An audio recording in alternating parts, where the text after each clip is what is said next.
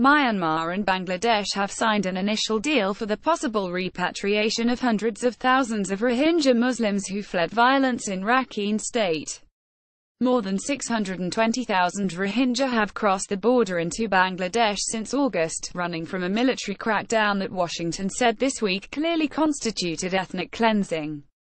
Rights groups have raised concerns over the repatriation process, including where the persecuted minority will be resettled since hundreds of their villages have been razed, and how their safety will be ensured in a country with raging anti-Muslim sentiment. Some aid workers fear they could be forcibly interned.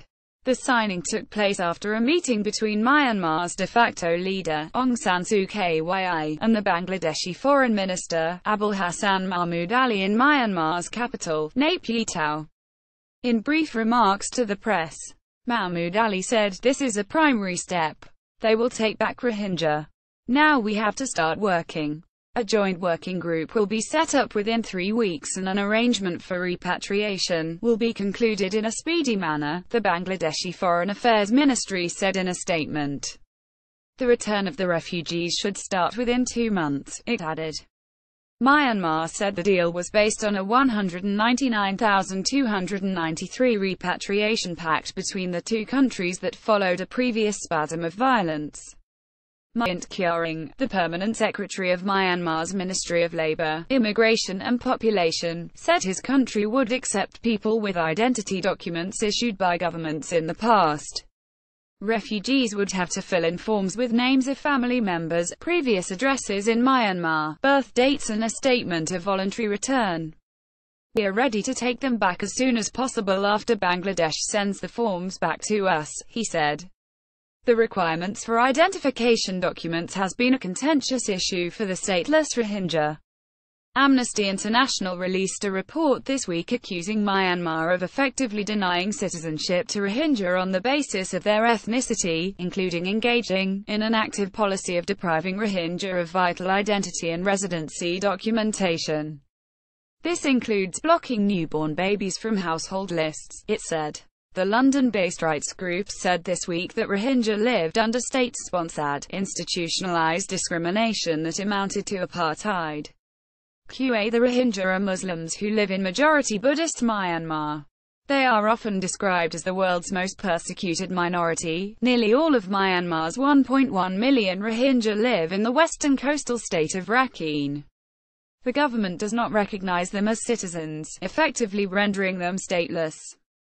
In 2012, deadly clashes with Buddhists in Rakhine caused 140,000 Rohingya to flee their homes. Many have since paid people smugglers to take them on dangerous sea voyages to Thailand, Malaysia and Indonesia, where they are often exploited.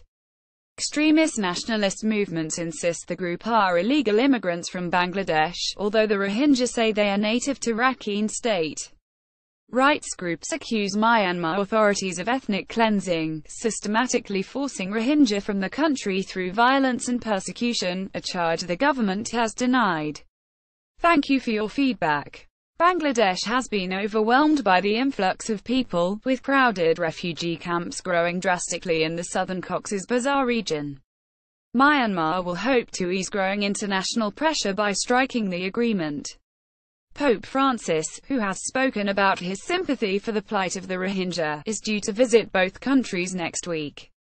Aung San Suu Kyi's office released a statement on Thursday appearing to condemn Western countries and the Organization of Islamic Cooperation for having portrayed the matter as an international issue by passing resolutions at the UN Human Rights Council and the General Assembly of the United Nations. The statement said Myanmar's principled position was that issues that emerge between neighboring countries must be resolved amicably through bilateral negotiations. The present arrangement, which had been agreed to by both countries based on their friendly and good neighborly relations, demonstrate the steadfast position of Myanmar and is a win-win situation for both countries, it said. The Rohingya have been the target of communal violence in mainly Buddhist Myanmar for years. The government severely restricts their movement and access to basic services. The latest unrest erupted after Rohingya rebels attacked police posts on the 25th of August. The army backlash inflicted violence across northern Rakhine, with refugees recounting scenes of SOLRS and Buddhist mobs slaughtering villages and burning down entire communities. The military denies all allegations but has restricted access to the conflict zone. The Myanmar government has blocked visas for a fact-finding mission tasked with investigating allegations of military abuse. Reuters and Agence France Presse contributed to this report.